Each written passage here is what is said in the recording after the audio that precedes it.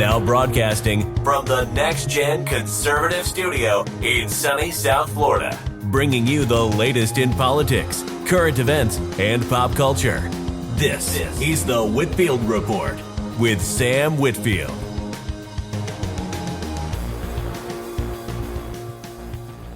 Well, good evening, folks, and welcome to tonight's impromptu edition of the Whitfield Report.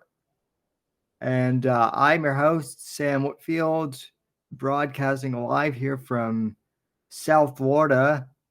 And, what can I say? We don't do Saturday shows very much here anymore. Especially not impromptu ones like this on the weekends, but it is a special Saturday, folks, because it is Pride Month once again. It is June 1st, and there's no way I would miss this opportunity to talk about probably one of the most overrated, I don't even want to call it like a holiday, because that's not what it is. It's a cultural trend. And, we always end up talking about Pride Month on the show,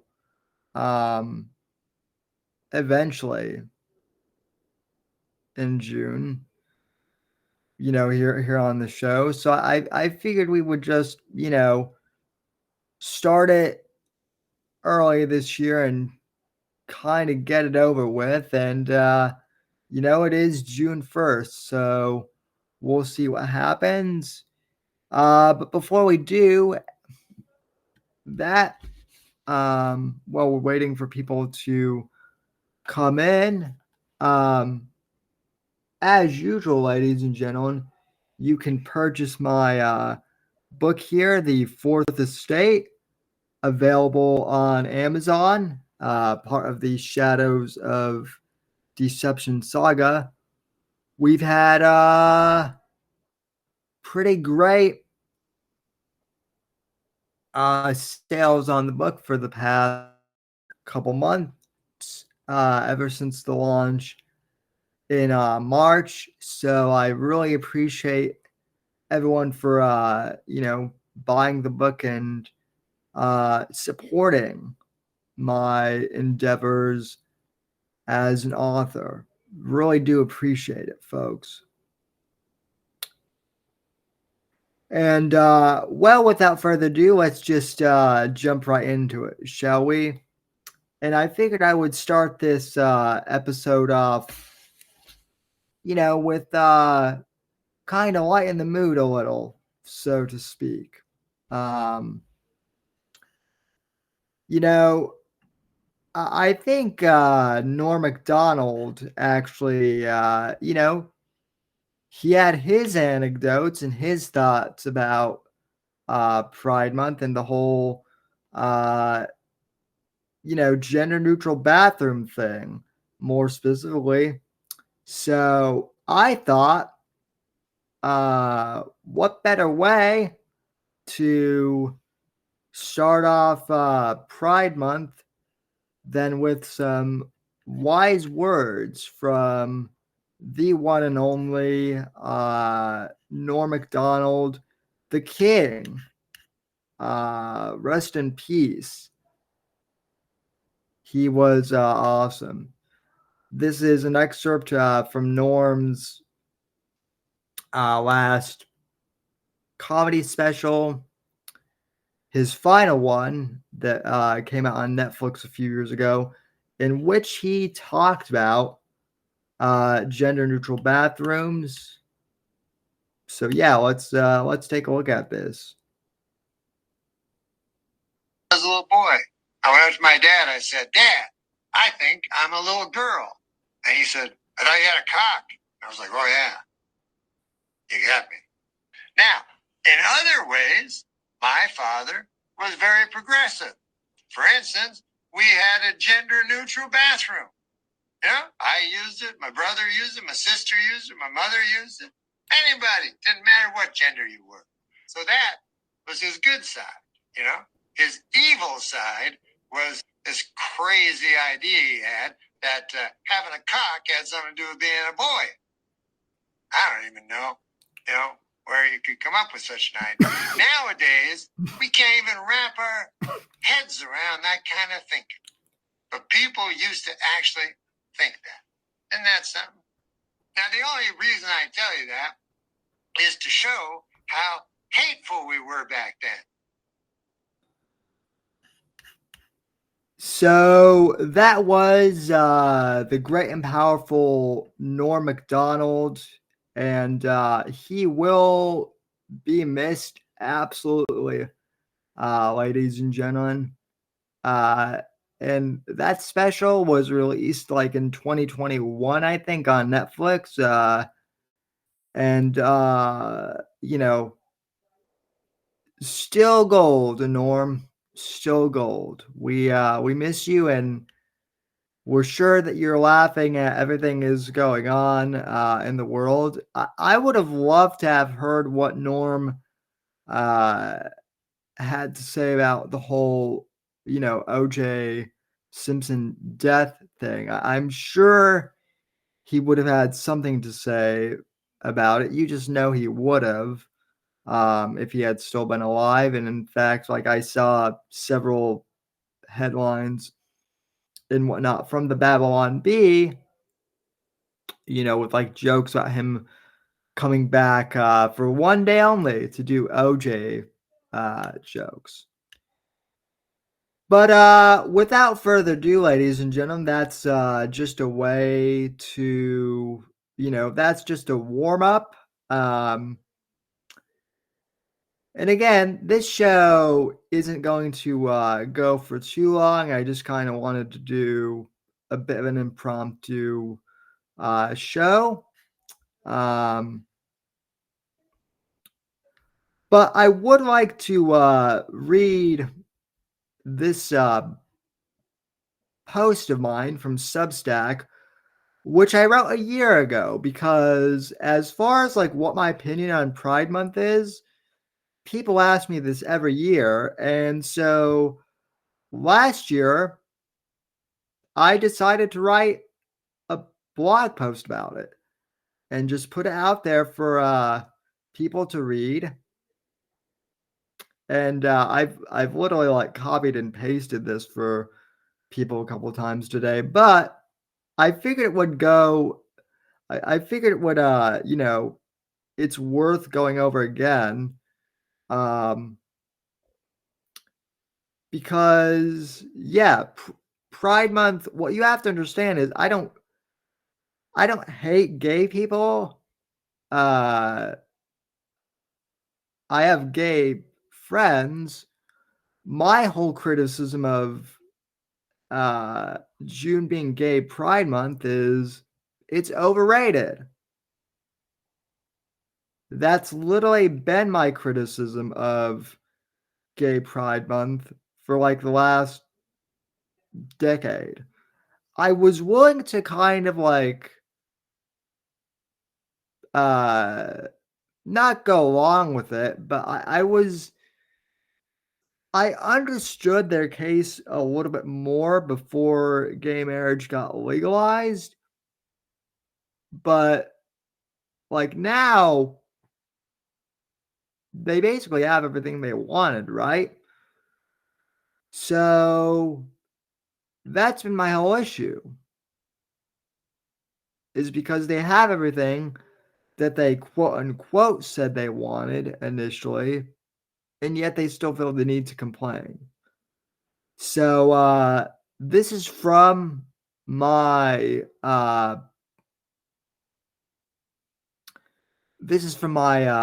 blog post on Substack, Whitfield's Report. A nuanced conversation about Pride Month from a conservative libertarian point of view. And by the way, like when I wrote this, the Libertarian party hadn't gone bonkers yet either. But you know, be that as it may, yeah, I wrote this a year ago. So let's continue on. Also, hello to Rowan Dip uh, as well. So greetings. You're early, and you're the only one in chat too. So, and you're making good points in chat too. So, starting off here, a nuanced conversation about Pride Month from a conservative libertarian point of view. Happy Corporate Virtue Signaling Month. And that's really all it is, ladies and gentlemen. So, the month of June represents many things. For kids, it is the official start of summer vacation. For dads, Father's Day. And for suburban neighborhoods, backyard barbecues. Additionally, it is Pride Month for the LGBT community and its ever-growing list of letters and acronyms. If an extraterrestrial being were to visit the USA in June, they could easily think that the month is exclusively dedicated to Pride based on the overwhelming amount of corporate virtue signaling from big multinational corporations and their shareholders, rivaling even the commercialization of Christmas in June. As a conservative libertarian, I want to be clear from the start that when it comes to matters of sexuality and personal expression among legal consenting adults, I take a more libertarian stance. I believe that legal consenting adults should be free to express themselves however they wish without forcing their values and beliefs upon others, and this belief extends to religion as well. Meaning, I feel the same way about religious types too. By all means, express yourself. Just don't force it on people, and also leave kids alone with the Pride Month thing as well. That did not need to be said a few years ago, but interestingly enough, you know, you got to say that now. So, however, my issue with June being entirely dedicated to quote unquote Pride is that at this point it seems shallow and superficial, becoming another excuse for big businesses to say, we care so long as you keep giving us money. It begs the question, would these same companies even care about Pride Month if they couldn't monetize it? Anheuser-Busch's recent campaign seems to indicate that the answer is resounding sounding no. And boy folks, a year later, that is true. God, it was a year ago that the whole Dylan Mulvaney controversy happened, and Anheuser-Busch basically shit the bed and tanked their stock as a result of it. Well, I won't dive further into the Bud Light controversy as it has been extensively covered by media outlets and political pundits. I do want to point out that the backlash to Bud Light's Dylan Mulvaney campaign and the resulting plummeting sales for Anheuser Bush's entire beverage line indicates a general sense of virtue signaling branding fatigue across the political landscape in America. It is important to note that many individuals who identify as gay over the age of 30 seem to be over the prominence of Pride Month. They express their awareness with its commercialization and perceive it as losing its meaning and significance, which is true, by the way. Considering these factors, it might be worth exploring the idea of having a Pride Week instead of a Pride Month. This approach could still showcase the LGBT community and their achievements, while allowing other aspects of the month of June to receive attention as well. This way, the celebration of Pride wouldn't overshadow other important events and milestones occurring during the same period. Which, by the way, folks, did you know that June is Men's Mental Health Month? Because, believe it or not, I didn't until today. But friend of Right to Offend Media and friend of the Whitfield Report, Jacob Airy, actually wrote a blog post about that, and I will get to that blog post shortly there after this. So stay tuned.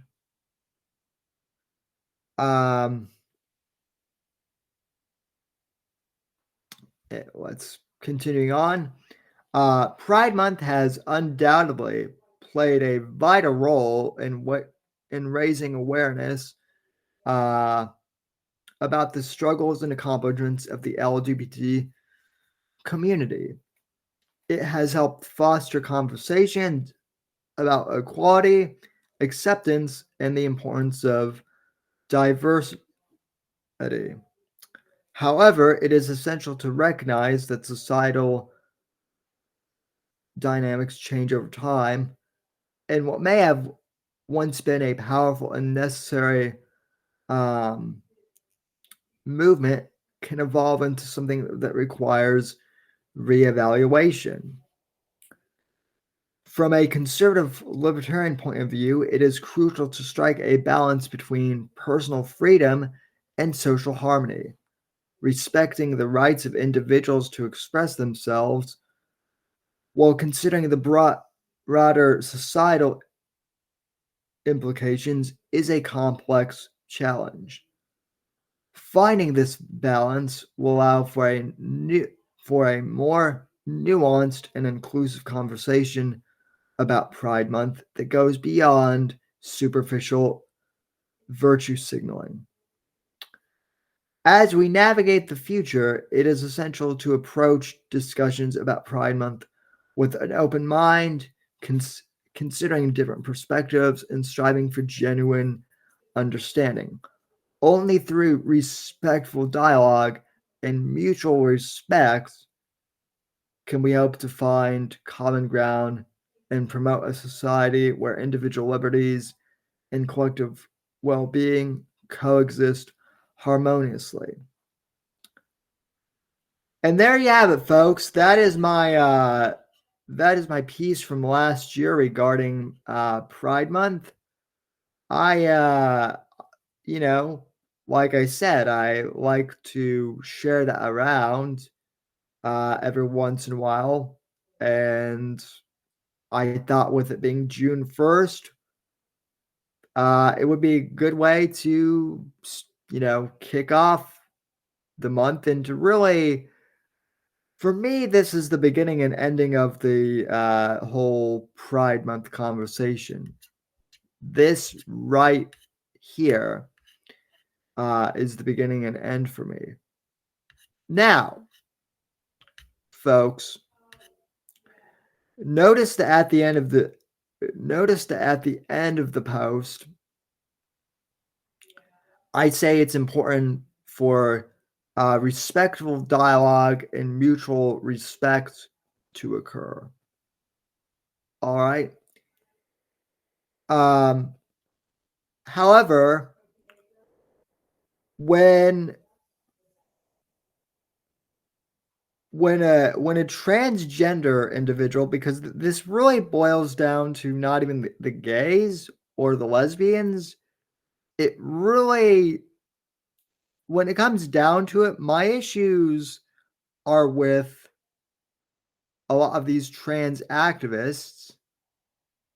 And I know not all of them are like this. We even have a few that listen to the show.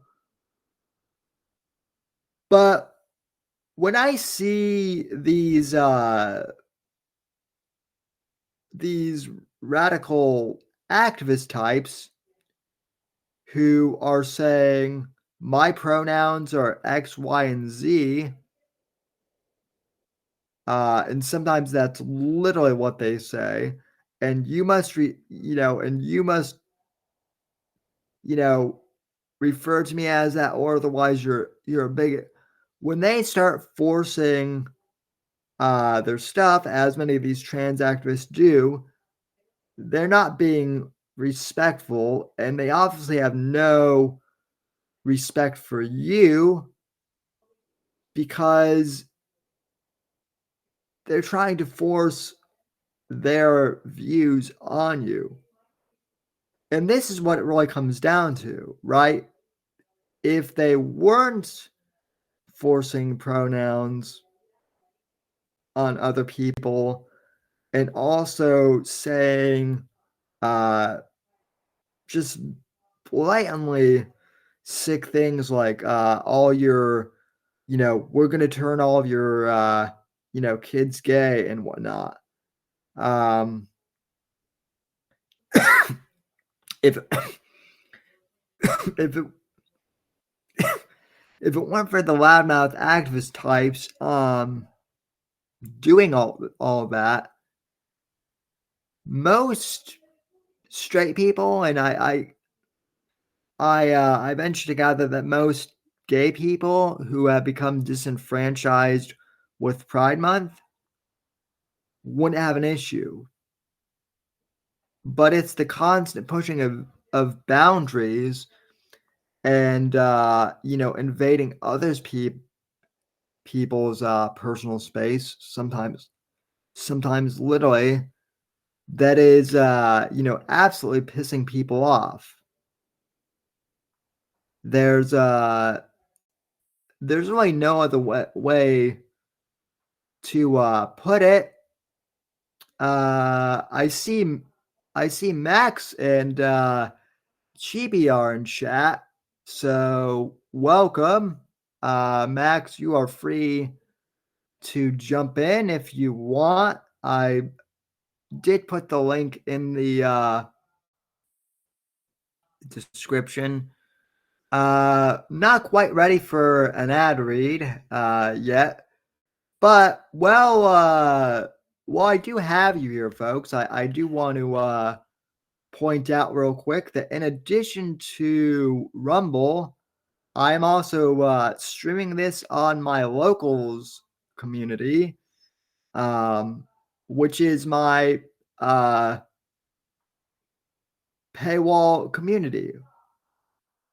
Why am I doing this? Well, because I have a feeling that, even though we're on Rumble and, even though they are a great platform for free speech, I just want a secondary place for this stream to get backed up should certain activist types try and cancel me for this. You just don't know. Max says, I am buried in Sandwich Maker's promo. Turns out they prepare a lot. Well, that's not surprising. Meanwhile, I just got a bug up my ass to do this stream. And, here we are. So, and also,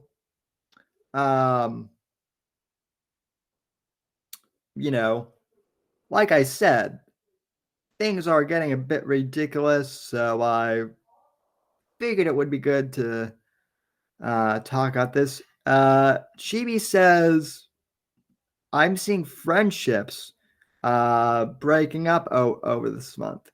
Seriously, it's kind of ridiculous. Yeah. Like I said in the article,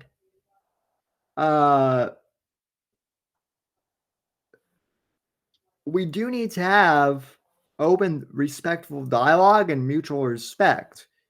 It sounds corny as fuck, but it's true. And so, because these people don't want that, right? It's no wonder that like friendships would be breaking up, and in some cases, even relationships. Yeah, and Max is also right. It's all corporations and political activists getting people all wound up. Yeah, that's what it is. So, we talked about Pride Month, ladies and gentlemen. I played the clip from Norm, but I want to bring something else to your attention. Did you know that June is also Men's Mental Health Month? Because to be honest, I did not know that. And I'm kind of embarrassed that I didn't know that.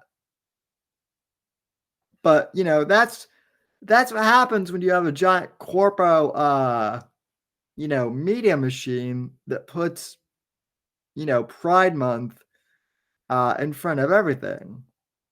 People just get bombarded with, all this propaganda, and we forget that like other stuff happens during the month of June. So shout out to one of my fellow authors, although he's in the fantasy and science fiction world, and fellow podcaster Jacob Berry, who I've known probably for a decade, and I'm going to be on his show in the next few weeks to promote the Shadows of Deception saga. But he runs a pretty great pop culture blog called Studio Jake Media, where he mainly does like movie reviews and pop culture news. But he also does in-depth think pieces like this. And I read this earlier, and this is kind of what motivated me to do this. So the headline is Why Men's Mental Health Month is Essential. Yep. So June is Men's Mental Health Month. This is an important and necessary thing to remember. Mental health is just as important for men as it is for women, and men must recognize and address their mental health needs. Many men feel hesitant to seek help due to societal expectations or personal beliefs, but it is essential to prioritize mental well-being. Men are often told that their needs have to take a back burner to members of the other sex or to prideful communities. But men must check on themselves. For a time, it seemed that society told men that they just have to tough it out when facing problems.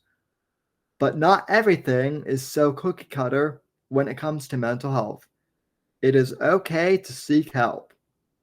If you do not think that this is important, considering the old toxic masculinity trope was repeated in the media, the entertainment industry, and even within the medical establishment. We must remember that toxic masculinity is not inherent in any particular interest or activity that men may have. Instead, toxic masculinity refers to a set of harmful behavior and attitudes that are often associated with traditional masculine norms, such as aggression, dominance, and emotional suppression. When accusations of toxic masculinity are directed at men's interests or activities, it can be detrimental to their mental health and well being. These accusations may lead to feelings of shame, guilt, or inadequacy, which can contribute to mental health struggles such as anxiety, depression, or low self esteem. All of which, by the way, yours truly struggled with in my teens and even into my early 20s. In fact,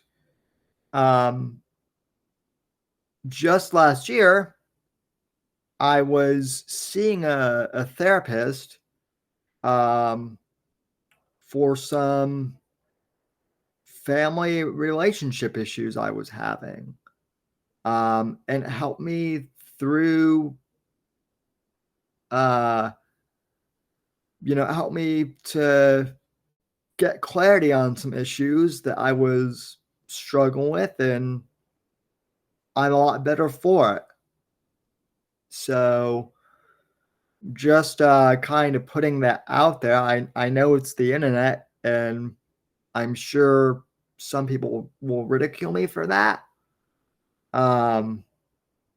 But I'm just putting that out there. If I can seek help, then anyone can and should if they need to. So continuing on,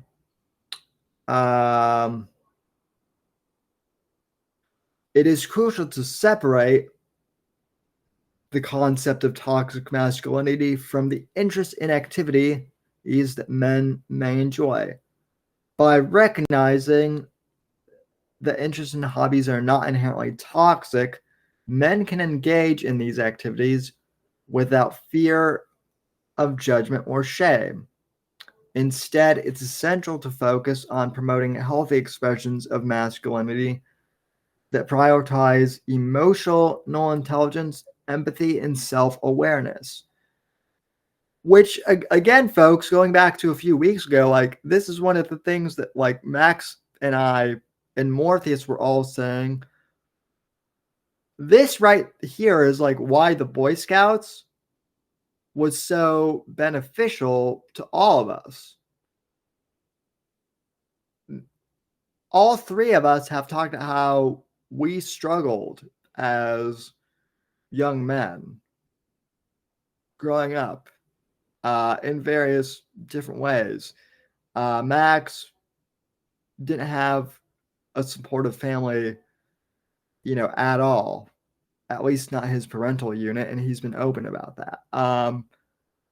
Not only did I grow up with cerebral palsy, my parents went through a really bad divorce when I was a kid, and because of the fault of that, it affected my relationship with my biological father, which has gotten better, but it's still not perfect.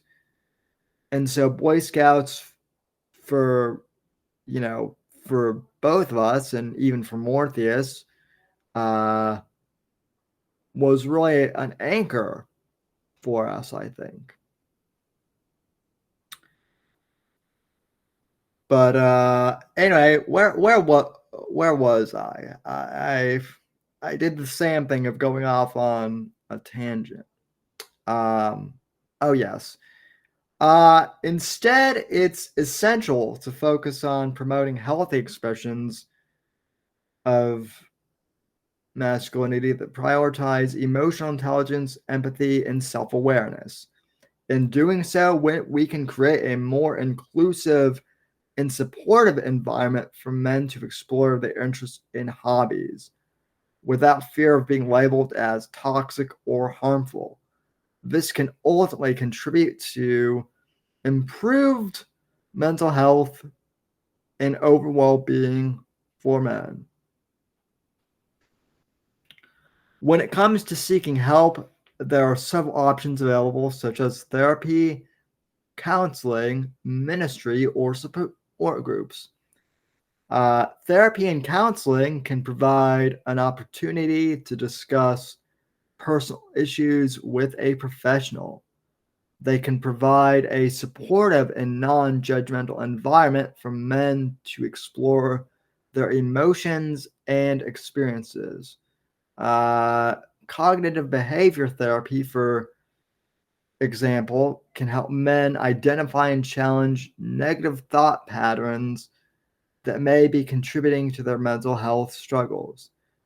Ministry can focus on the spiritual side of what you are going through as long as you have a pastor or priest that you trust. Support groups can offer a sense of community and understanding uh, from others who have faced similar challenges. In addition to therapy, um, hobbies and activities can serve as a healthy outlet for men to express themselves and find enjoyment in life. Whether it is participating in sports, pursuing creative endeavors, or engaging in volunteer work, or podcasting and writing books, uh, uh, hobbies can offer a sense of accomplishment and fulfillment that can contribute to overall well being. As an aside, I've noticed on social media if a guy says he is struggling, the comment section can be uncaring, mean, or downright cruel. Let us remember that we all have struggles and to be good to each other with encouragement, honor, and kindness. Well, I would say that mostly, but every once in a while, like you do need to give your buddies shit about stuff too.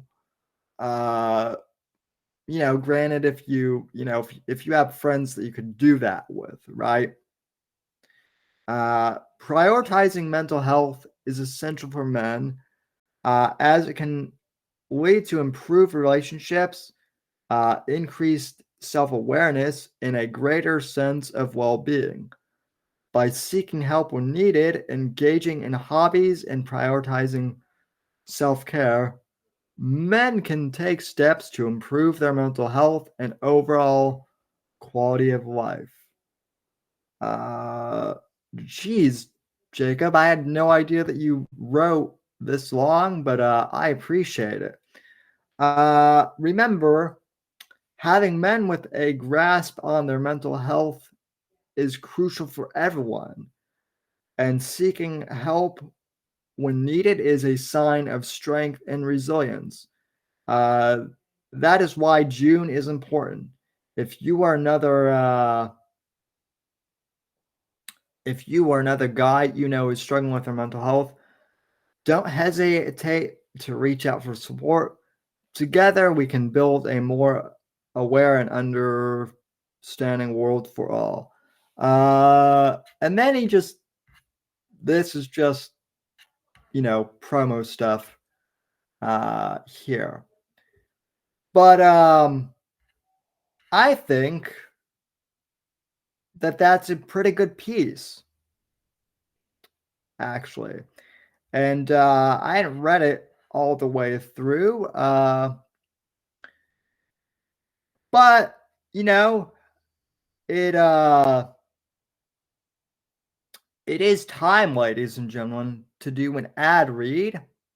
Our sponsor for this episode is It's not. It's not popping up. It says I'm ineligible for this one. Okay. Weird. Guess we don't have any sponsors from Rumble today. So instead, I will go ahead and once again say that March was actually a pretty successful month for the Fourth Estate. So let me fix my camera real quick. And so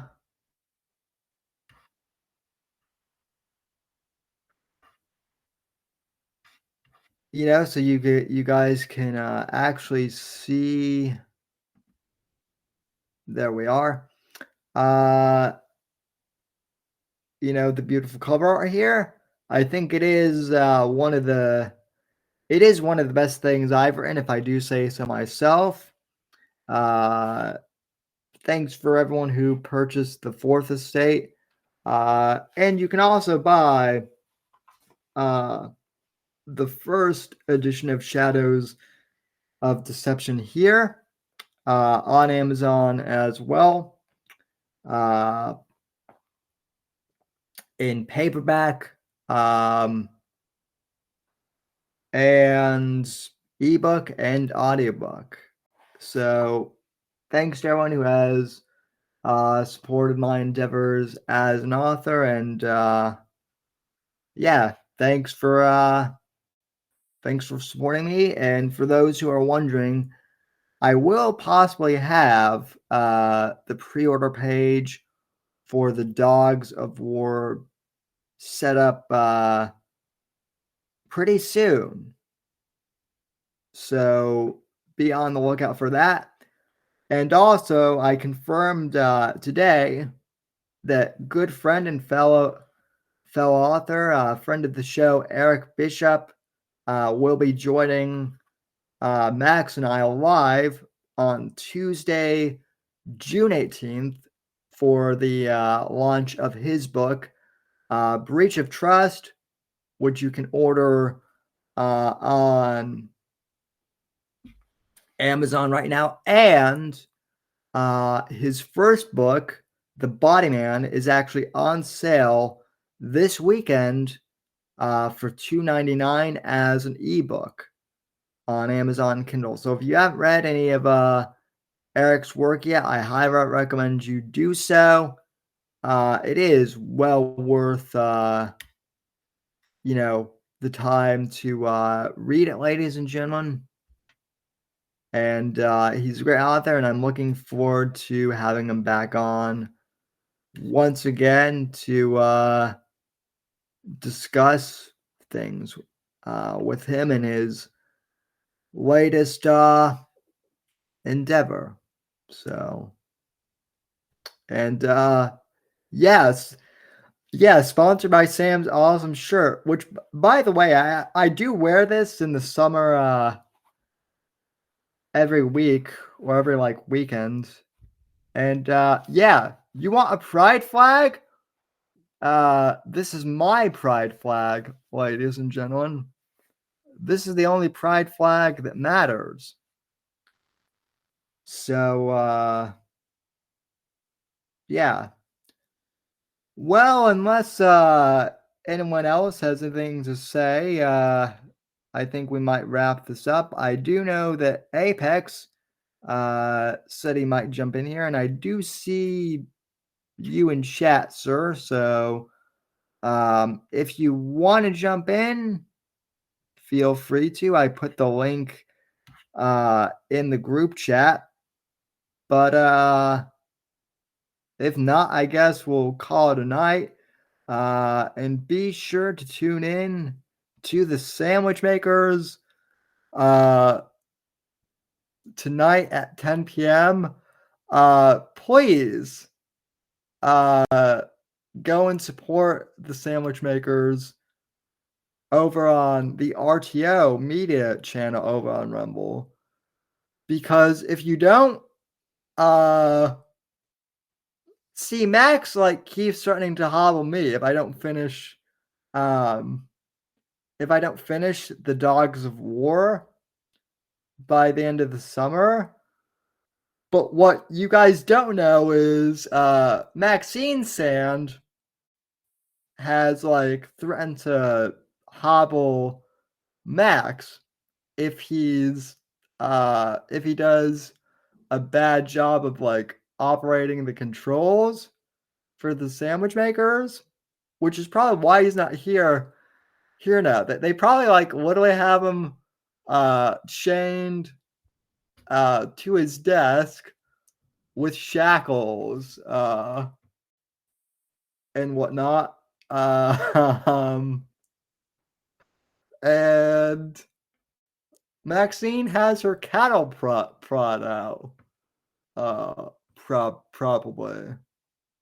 Or maybe her like maybe she has one of those like fly swatter things.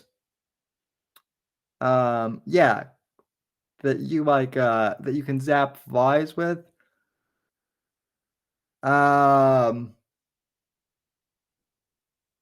So no, it's not Dip. It's not like it's not kink shaming for Max. It's torture. Like, do you think Maxine would do something that Max would actually enjoy? No. She's gonna torture him if he doesn't do a good job producing, and we can't have that. So but in all seriousness, tune into the Sandwich Makers. I have no idea what they're going to talk about tonight, and that's just fine with me. But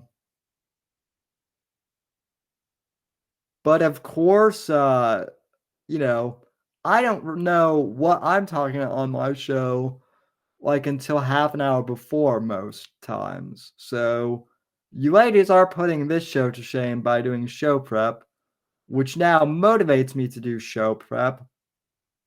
But I digress, and I'm rambling.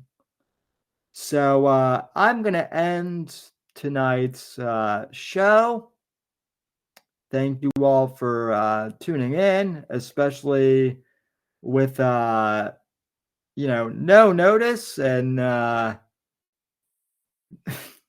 thanks to everyone who has supported. Real quick, if you guys are interested in doing more Saturday streams, if this is something you guys like, I may bring back the Saturday stream for subscribers on Locals, which is kind of Rumble's Patreon alternative. I do know I have a few members who are subscribed to that. Well, mainly Dino Nuggies, and then I have some Substack subscribers as well. So if you guys are interested in like maybe like a free for all Friday or like an open line Friday, and you would be willing to subscribe for $5 a month, let me know, and we might actually put together a Saturday show. So just something to think about. Until then, tune into the Sandwich Makers podcast tonight, and I'll be back on Monday with a very special guest who, believe it or not, is something of a sandwich maker herself. But I'm not going to reveal any secrets just yet, so tune in Monday on the Whitfield Report, and that will be a pre-recorded episode, but I'll have it posted here probably around 7 p.m. or so. Anyway, folks, take care, good night, and have a good rest of your weekend. Thanks for listening to The Whitfield Report on the NGC Network. Please visit Sam's website at www.thesamwhitfield.com. and support Sam on Patreon at patreon.com/Whitfield Report. Until next time, God bless, God save this great nation, and God, freedom, legacy, in that order.